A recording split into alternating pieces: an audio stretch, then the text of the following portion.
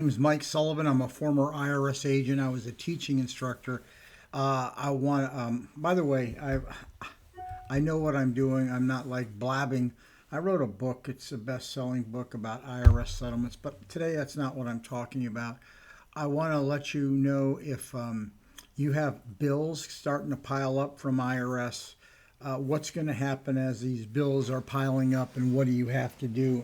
So you'll start getting notices like the LT14, the CP504, the CP503, and then when the CP504 comes out, it's going to come certified. And that's your first ding.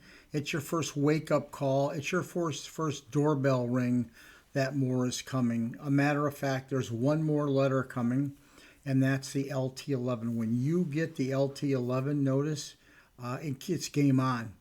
Once that letter is sent,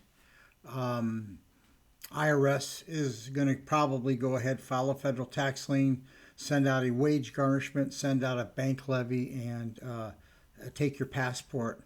You have to respond to these notices as they're piling up. All you're trying to do is stop the IRS enforcement computer. That's all that you're trying to do. So you're afraid to stop the IRS enforcement computer because you don't know what's going to happen. I'm going to tell you now what's going to happen.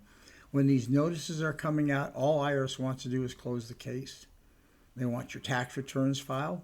They want to make sure you stop the problem, and then they want to close the case. So in my inventory, it's in my book, all I want to do is close your case. How do I do that? I get a financial statement, a 433F. Download it yourself. Get it at irs.gov, 433F. With that, you're either going to go into currently non-collectible, a payment agreement, or you may be able to file an offer in compromise to settle your tax debt.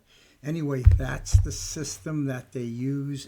You're going to have the balls to go ahead and either pick up the phone and do it yourself, or the balls to go ahead and find someone to call. So when you find someone, you can go all through these people. You're going to learn about all these salespeople and all their sales pitches. At the end of the day, you're just trying to shut off the computer.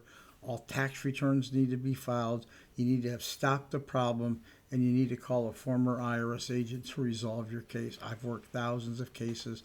I'm an expert. Call as you want, but you can stop that computer, IRS enforcement computer, whenever you want. Thank you so much for listening. Give me a subscription. I appreciate you.